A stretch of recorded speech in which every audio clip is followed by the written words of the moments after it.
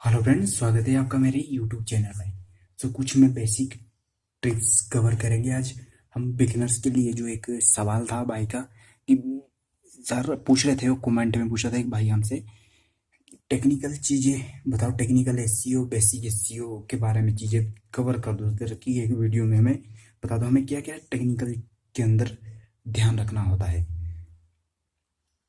तो ये वीडियो को लास्ट तक चिपके रहना एक तरह से। बिल्कुल जो चीज़ें लोग खरीदे पता चल जाती है यूट्यूब से, लेकिन आप हर एक एक एक कले कले टॉपिक के लिए सभी वीडियो को 5 से 10 वीडियो देखनी पड़ेगी, और सभी 5 से 10 के इससे इवन ज़्यादा ही देखनी पड़ेगी, तो फिर उतना टाइम आपको बर्बाद करना पड़ेगा अपना। लेकिन मैं एक ही वीडियो के अंदर 15 से 20 मिनट के अंदर आपको सब समझा दूंगा। Technical SEO, the basic of SEO. Technical SEO के अंदर पहला क्या आता है? टेक्निकल के अंदर पहली चीज जो आती है फ्रेंड्स, वो keyword. What is keyword? Keyword एक पेज, ये कह सकते हैं कि पेज है, उस ऊपर के ऊपर लिखे गए हर एक वर्ड के अंदर जो रैंक करना है वो एक कीवर्ड के रूप में आता है, या जिस कीवर्ड को आप रैंक कराना चाहते हैं वो कीवर्ड के रूप में आता है। अब उसके बाद आता है नंबर 1, ये चीज कीवर्ड होगी। टेक्निकल एसईओ के बाद उसके बाद आता है anchor text. What is anchor text? क्या होता है? सपोज करो किसी पर्टिकुलर एक कीवर्ड को, अभी मैं थोड़ा सा लैपटॉप पीछे कर देता हूँ।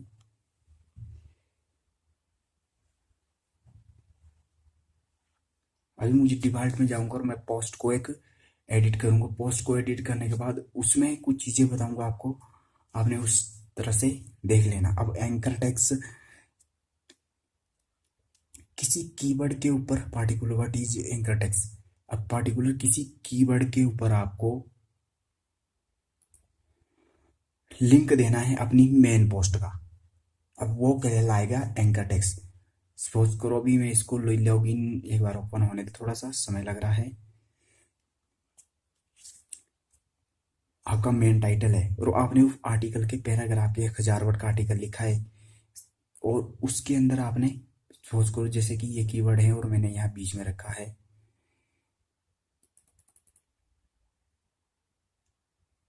एग्जाम्पल, ठीक है। और आप उसको जैसे कि मान लो मेरा ये कीवर्ड है, मैं ऐसे ही कह रहा हूँ आपको, ये कीवर्ड है, और आपको उसको लिंक पे क्लिक करना है और अपना जो मेन पोस्ट का पोस्ट जो आपने पहले लिख रखी है उनका लिंक यहाँ आके दे देना, वो ये एंकर टेक्स्ट कहला गया फ्रेंड्स।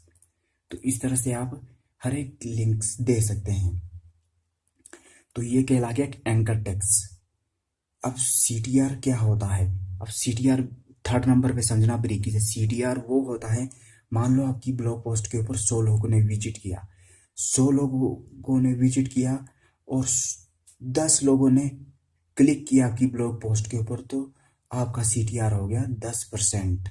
तो आपका सीटीआर बढ़ेगा 10%। इस तरह से कैलकुलेट करें, हर एक 100% को 10 लोगों ने क्लिक किया तो 10% आपका सीटीआर बढ़ गया। मतलब 1% का 1 सीटीआर, 1000 का 1000। तो ये मेंटेन करके ये चल के लेके जाना है 1 से 100 के बीच में आपको। बैकलिंक क्या होता है? What is backlink? बैकलिंक एक रेपुटेशन चेकर होता है कि गूगल को बताता है दूसरी वेबसाइट के कि वेबसाइट रिपोर्टेड रिपोर्टेड वेबसाइट है, इसको रैंक करवाना चाहिए गूगल के अंदर, और गूगल उसको फिर अथॉरिटी देता है माइनर्स ऊपर टॉप 10 में आने के लिए। अगर वो वेबसाइट के अंदर गलत कंटेंट निकला और जिसने उसको बैकलिंक दिया, पेनलाइज वो तो होगी उसकी साइड, जो जिसने बैकलिंक दिया उसको भी खतरा रहेगा उससे, क्योंकि उसने बैकलिंक दिया, उसको थोड़ी ना पता कि बैकलिंक हटाना है या नहीं, या उसकी साइड में क्या है। तो उसके लिए सोच समझ के ही किसी वेबसाइट से बैकलिंक बनाना। तो ये होता है बैकलिंक का मतलब। और एक टेक्निकल एसईओ के अंदर आता है, बड़ी वेबसाइट से बैकलिंक मिलेगा तो गूगल में उतना ही महत्व होगा आपकी वेबसाइट का। और ज़्यादातर देखें कि एसईओ जो होता है हमारा, वो बैकलिंक के इधर उधर ही घूमता रहता है, तो वेरी इंपॉर्टेंट है एसईओ करना। अब आती है बात एसईओ बैकलिंक की, नहीं बताते do follow backlink is no follow backlink. अब मैंने एक प्रीवियस वीडियो में आपको बता भी रखा है कि बैकलिंक जो होते हैं हमारे टू टाइप के होते हैं, और टू टाइप में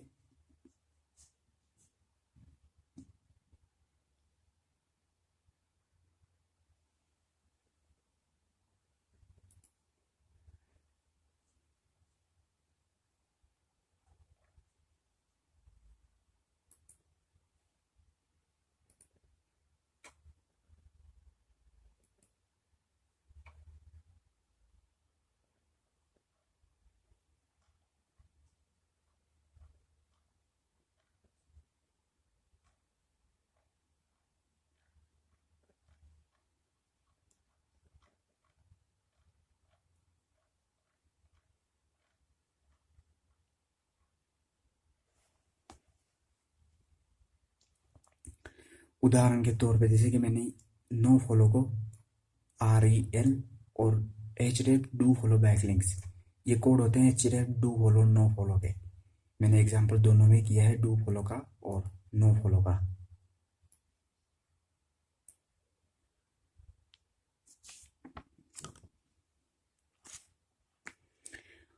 उसके बाद आता है, काफ़ी लोगों को ये अपनी वेबसाइट के अंदर प्रॉब्लम आती है कि रीडायरेक्शन। अपनी एक मेन ब्लॉग पोस्ट मान लो, अपने किसी पार्टिकुलर एक्सपोज करो, एक आपकी और वेबसाइटें हैं इसी तरह से 10 या 12 वेबसाइटें हैं, और आप उन्हीं के ऊपर आर्टिकल वहाँ भी लिख रहे हो, और अपनी वेबसाइट के ऊपर उन पोस्ट को रीडायरेक्ट करना चाहते हैं, या उन वेबसाइट को रीडायरेक्ट करना चाहते हैं। जैसे कि आपकी वेबसाइट है, एग्जाम्पल वो भी मैं बता देता हूँ। मेरी ये वेबसाइट है और मैंने इसको ऊपर रीडायरेक्ट करना है, तो एक प्लगइन आता है, उसकी बदौलत ये सारे के सारी चीज़ें आप रीडायरेक्ट कर सकते हैं।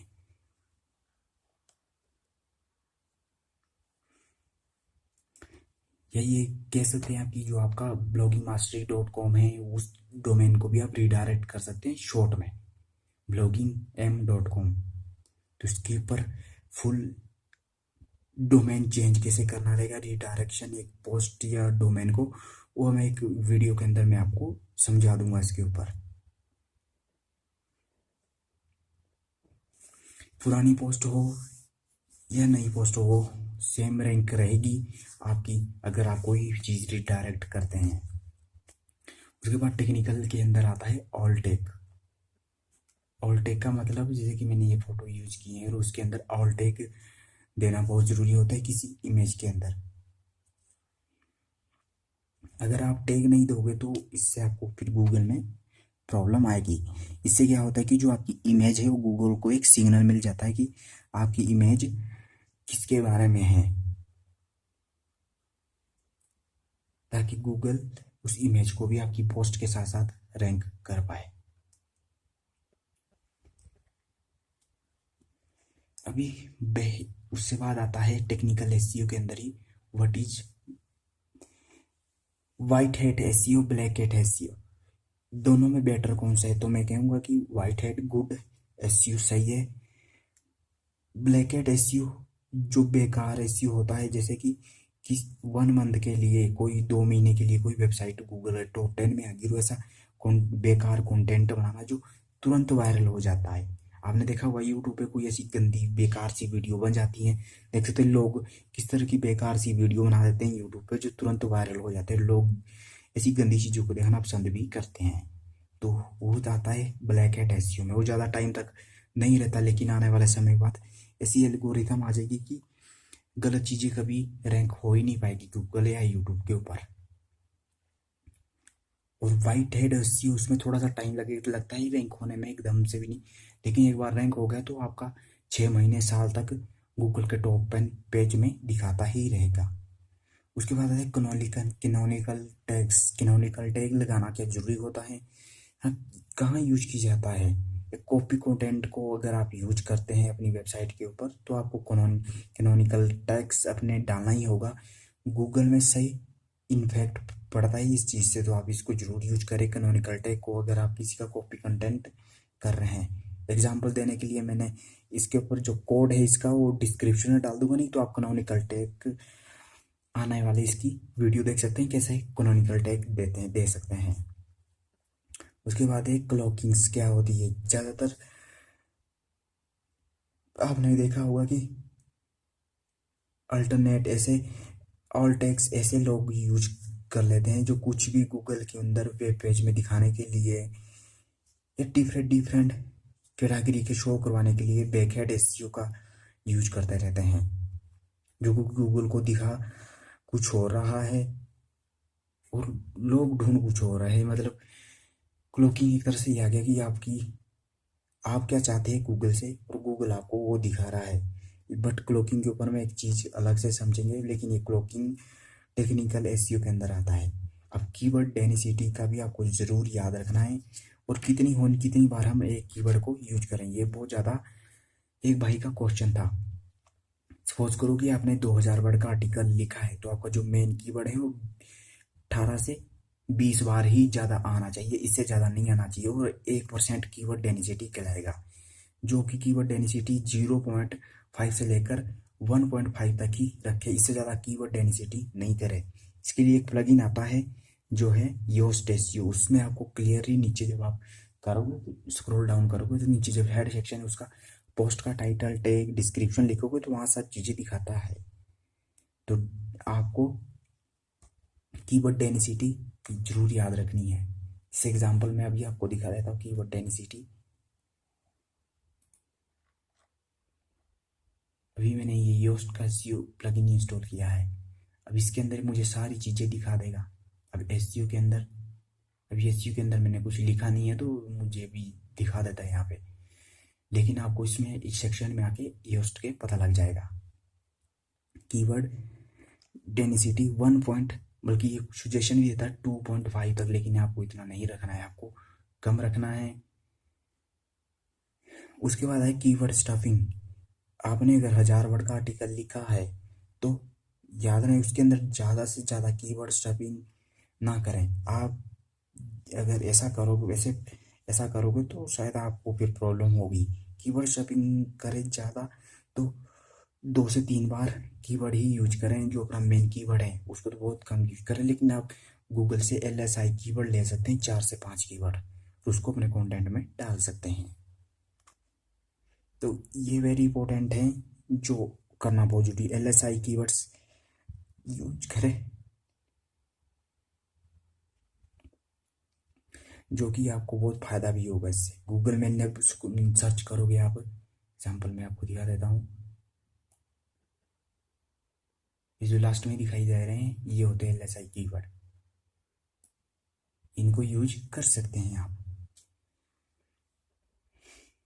बाकी उसके बाद आता है लिंक फॉर्म। ये अपनी वेबसाइट पे देना बहुत ज़रूरी होता है, लेकिन लिंक फॉर्म प्राइमरी वेबसाइट से, मैं जैसे कि मैंने कहा था प्रीवीसी के किसी और वेबसाइट से अपनी वेबसाइट को लिंक देना, मतलब आपको 100 वेबसाइट है, 100 वेबसाइट से एक वेबसाइट को लिंक देना। आप इस तरह से कर सकते हैं। लिंक बेट आपकी वेबसाइट पे नहीं करें, लिंक बेट करोगे तो आपको पेनलाइज भी कर सकता है गूगल। और मेटा डिस्क्रिप्शन ये जरूर लगाएं। मेटा डिस्क्रिप्शन क्या होता है कि आपकी वेबसाइट हो चाहे आपका ब्लॉग पोस्ट हो, गूगल को बताता है कि आपकी ब्लॉग पोस्ट किसके बारे में है। जैसे कि अब यहाँ एफिलिएट ऑफर 25 पर फ्री रेफरल यहाँ दे रखा उन्होंने कितना, गेट डिटेल जेबी commission in the more hair. तो ये होता है मेटा डिस्क्रिप्शन। अब मेटा कीवर्ड क्या होता है, मेटा कीवर्ड भी आपके दिमाग में आएगा।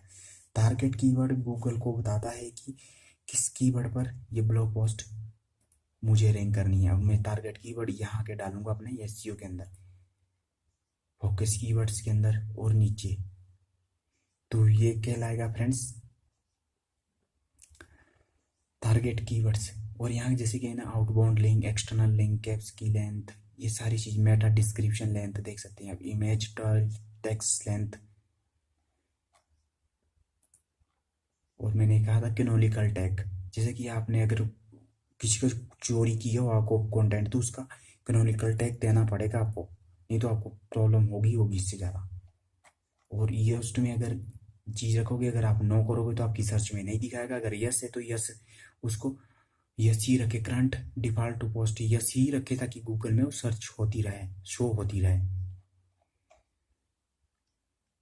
ऑन पेज एसईओ क्या होता है बात, उसके बाद जो हमारा टिप्स नंबर लास्ट में जो आती है, सेकंड लास्ट में, वो ऑन पेज एसईओ क्या आता है। अपनी वेबसाइट का आर्टिकल पोस्ट को ऑप्टिमाइज करना, उसका एसईओ करना, टोटली इमेज वीडियो एम्बेड करके उसके अंदर इंटरनल लिंकिंग एक्सटर्नल लिंकिंग जो सारी चीज़ें ब्लॉग आर्टिकल लिखते समय होती हैं वो ऑन पेज एसईओ के अंदर आता है, वो ऑन पेज एसईओ कहलाता है।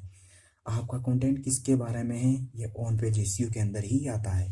तो आपको ये सारी चीज़ें ध्यान में रखनी है। वो ऑफ पेज लास्ट उसके बाद जो हमारे फैक्टर आते हैं ऑफ पेज एसईओ गूगल में दिखाने के लिए आपको ऑफ पेज एसईओ करना जरूरी है कि साइट कितनी प्रॉफिटेबल है, मतलब कहने की मेरे कहने का मतलब कि साइट अपनी रेपुटेबल कितनी है, बेशक आपकी कम है उसकी डोमेन अथॉरिटी तो बढ़ानी होगी आपको। ये अपनी वेबसाइट की ब्रांडिंग बनाने के लिए आपको ऑफ पेज एसईओ करना बहुत जरूरी है।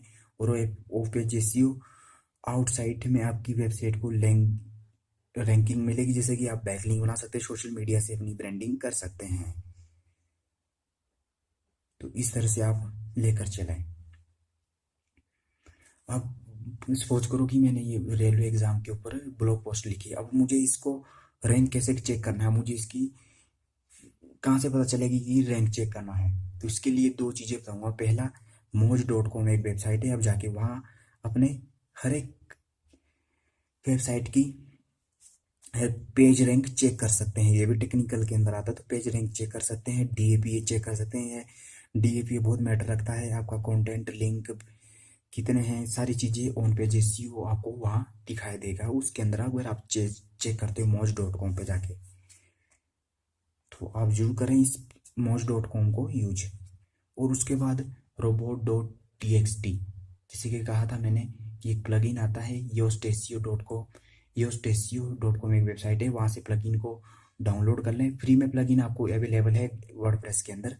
robot.txt फाइल लगाना अपनी वर्डप्रेस के अंदर बहुत जरूरी होता है। ये गूगल को बताता है कि आपकी ब्लॉग पोस्ट के अंदर क्या क्या इंडेक्स करने हैं और कौन सी चीज़ें इंडेक्स नहीं करनी है। इससे आपको बहुत बड़ी प्रॉब्लम हो सकती है अगर आप ये चीज़ें नहीं करते हैं। तो टूल में आके फाइल एडिटर में चले जाएं और यहाँ इस कोड को देख सकते हैं। इसी तरह आप लिख सकते हैं, जैसे कि यूजर एजेंट मैंने हैश दे रखा है। इसका मतलब है कि कोई भी सर्च इंजन आके मेरी ब्लॉग पोस्ट को अपने अंदर क्रॉल करके गूगल में दिखा सकता है, अपने इंजन में दिखा सकता है। अब डिसअलाउ WP एडमिन ये नहीं मुझे शो करवाना, डिसअलाउ PDF भी कोई मुझे शो नहीं करवाना है, तो आप इस तरह से इसके /*PDF डॉलर्स का साइन दे रखा है। क्राउल डेली हर एक देख सकते हैं आप 20 मिली सेकेंड के अंदर कितनी पोस्ट कितने बार क्राउल होना चाहिए, कितने टाइम देर बाद होना चाहिए। तो मैंने यहाँ 20 डाल रखा है, तो आप इस तरह से कर सकते हैं। और देन सेव चेंजेस, तो robot.txt करना बहुत जरूरी होता है। अब उसके बाद आती है जब कोई भी नई वेबसाइट आती है तो वो गूगल अपने अंदर जब क्राउल करता है तो कितनी देर तक गूगल के सर्च इंजन में रहती है, तो उसको कहा जाता है कि सैंडबॉक्स। आपने अपनी वेबसाइट खुद search engine Google search console में सबमिट करी है, अब वो सर्च कंसोल के अंदर सैंडबॉक्स के अंदर कब तक रहेगी इसका कोई आइडिया नहीं। वो आपके ऊपर है कि आपकी अपनी वेबसाइट पे काम कैसे वर्क कैसे कर रहे हैं। अभी आप देख सकते हैं कि मैंने इस गूगल साइट की टेक जैसे कहा था कि एनालिटिक चेक करने के लिए पेज रैंक को कितनी देर में रैंक हो रहा है, कीवर्ड कौन से रैंक हो रहा है, तो इससे पता लग जाता है। गूगल साइट किट से डायरेक्ट 50% आ रहा है, सोशल मीडिया लोग मेरे 33% शेयर कर रहे हैं। रेफलर आप देख सकते हैं कितना है। मैं सिर्फ आर्टिकल कीवर्ड लिखकर डालता हूँ, उसमें और ज़्यादा कुछ नहीं करता। ये बिल्कुल नई साइट है क्योंकि सैंड बॉक्स में निकलने के बाद हमारी वेबसाइट, लेकिन जो नई वेबसाइट होती है वो ट्रस्ट नहीं होता गूगल को उस वेबसाइट पे, इसलिए वो सैंड बॉक्स में रखता है काफ़ी टाइम तक। यानी ये कि टेस्टिंग टाइम चला रहता है उसका, एक 20 दिन होता है या 1 महीना 2 महीने 3 महीने 6 महीने तक भी चले जाते हैं। तो इस चीज़ का ध्यान रखें आप। ये नए बंदों के दिमाग में सवाल रहता है कि यार हमारी वेबसाइट तो रैंक ही नहीं होती, तो यही एक फैक्टर होता है उनकी वेबसाइट पर। सैंड बॉक्स से निकलता ही निकालता ही नहीं है गूगल, क्योंकि वो सही से काम करते ही नहीं है और फिर सैंड बॉक्स में ही पड़ी रहती है। उसके बाद जो टेक्निकल एसईओ के अंदर जो चीज़ें आती हैं, स्पाइडर ऑन क्राउलर, गूगल के स्पाइडर जो आपकी वेबसाइट पे आते हैं, गूगल नहीं आता, वो अपने बॉट्स को भेजते हैं और आपकी जो मैंने अभी आपको एक फाइल करवाई थी robot.txt, उसके अंदर साइट मैप आपको सबमिट करना होगा। साइट मैप के अंदर आपकी पेज ब्लॉग पोस्ट जो भी आपने ऐड कर रखा होगा, साइट का पूरा स्ट्रक्चर, वो robot.txt स्पाइडर बोट को बताएगा कि इस वेबसाइट के ऊपर जाओ और अभी लेटेस्ट इसके ऊपर ये अपडेट हुआ और इसको क्राउल करके अपने अंदर शो करवाओ। तो spider boat robo.txt site map की बदौलत आपके सारे पेज को क्राउल करके गूगल में दिखा देता है और जिससे साइट आपकी रैंक होती है। तो आर्टिकल इस तरह से अपने वेबसाइट पे काम जरूर करें, आपको गारंटी इस चीज़ से फ़ायदा होगा। और उसके बाद जो हमारी बात आती है साइट मैप डॉट XML। क्या होता है? ये एक फाइल होता है कि एक कह सकते हैं कि आप जब कहीं जाना होता है आपको, तो आप पहले मैप चेक करते हैं कि यार इस तरह से इसका स्ट्रक्चर है। उस तरह से साइट का भी एक स्ट्रक्चर होता है जो साइट मैप तय करता है कि इस वेबसाइट के कोने में ये चीज़ पड़ी है, इस कोने में ये चीज़ पड़ी है। जिस तरह से गूगल मैप दिखाता है कि इस रोड से नहीं जाना, इस रोड से जाना जो सही रहेगा, तो साइट मैप भी यही काम करता है वेबसाइट के अंदर। और XML साइट मैप की बदौलत इस वेबसाइट पे ये चीज़ यहाँ पड़ी है, उनको क्राउल करता है गूगल के क्राउलर स्पाइडर। तो याद रहे साइट मैप जरूर बनाना। आपकी वेबसाइट का स्ट्रक्चर कैसा होता है, कौन से टॉपिक को क्राउल करना है, कौन से नहीं करना है, तो site map dot XML Google search console के अंदर जरूर ऐड करें, जिससे कि आपको बहुत फास्ट रैंकिंग मिलेगी आपकी वेबसाइट को। Meta data, Meta title, Meta keywords, Meta descriptions, ये क्या होता है ये हम आने वाली वीडियो में जानेंगे। और मैंने कुछ पीछे जो कवर करे हैं ये 20 से 25 टॉपिक, तो इनके ऊपर ऑलरेडी मैंने आपको बता दिया है।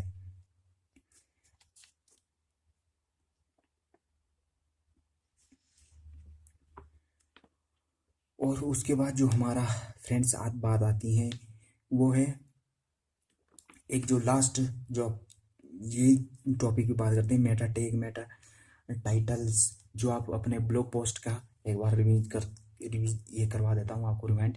जैसे कि मान लो आपने ये लिखा है यहाँ पे मेटा टैग, इसके बाद जो देते हैं आप योस्ट के अंदर Meta tag, Meta title, Meta description, तो ये चीज़ें इसके अंदर आती हैं।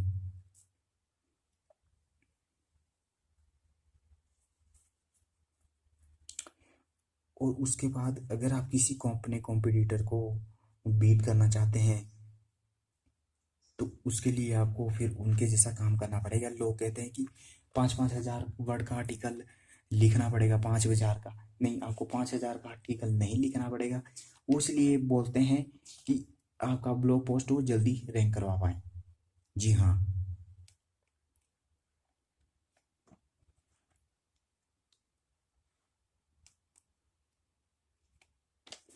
लेकिन आपको इतना आर्टिकल नहीं लिखना है, क्योंकि आप कम आर्टिकल लिखोगे। आजकल गूगल क्या करता है कि गूगल की एक जो मेन चीज़ मैंने देखी हैं वो मेरा 5,000 वर्ड का आर्टिकल तो नहीं रैंक कराता, लेकिन गूगल के टॉप 10 पेज में शो कराता। वो लोग जो आप वीडियो देखते होंगे यूट्यूब पे, वो अपना ही कीवर्ड सर्च करते हैं और उनकी वेबसाइट शो हो जाती है, इसलिए क्योंकि आर्टिकल लंबा लिख रखा है, इसकी वजह से करता है। और लोग ज़्यादा लंबा आर्टिकल पढ़ना पसंद खुद नहीं करते। खुद ही अगर मैं न्यूज़ ही पढ़ता हूँ तो मैं कभी भी 2,000 वर्ड का आर्टिकल मैंने आज तक पढ़ा ही नहीं। मैं कम से कम 500 या 700 से ज़्यादा वर्ड से ज़्यादा नहीं पढ़ता। आप न्यूज़ चैनल को देख लो, या न्यूज़ चैनल ज़्यादा क्या करते हो, कम वर्ड का आर्टिकल लिखते हो, फटफट फटफट रैंक हो जाता है।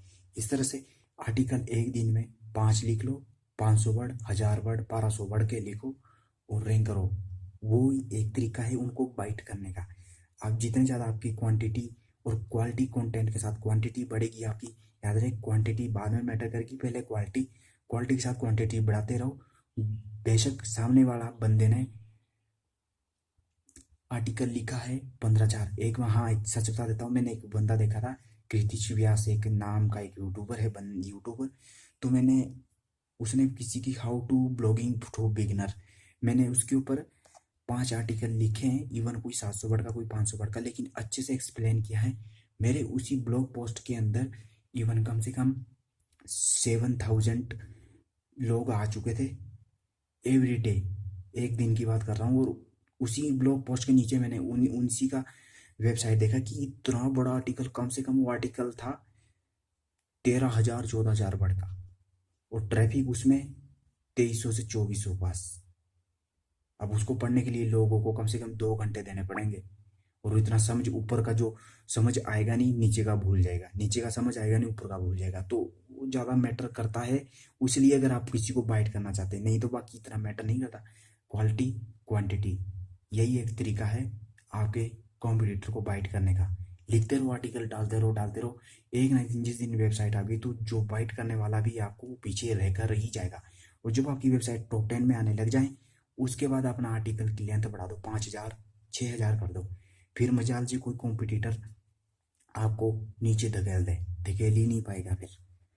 सो आई होप ये वीडियो आपको अच्छा लगा होगा। इसमें 15 से 20 जो हमने कवर की है टेक्निकल एसईओ के अंदर टॉपिक, वो आपको जरूर अच्छे लगे होंगे और आपकी वेबसाइट के अंदर जरूर काम करेंगे। सो कमेंट करके बताना कि नेक्स्ट वीडियो किसके ऊपर चाहिए। So thank you so much, मिलते हैं नेक्स्ट वीडियो में।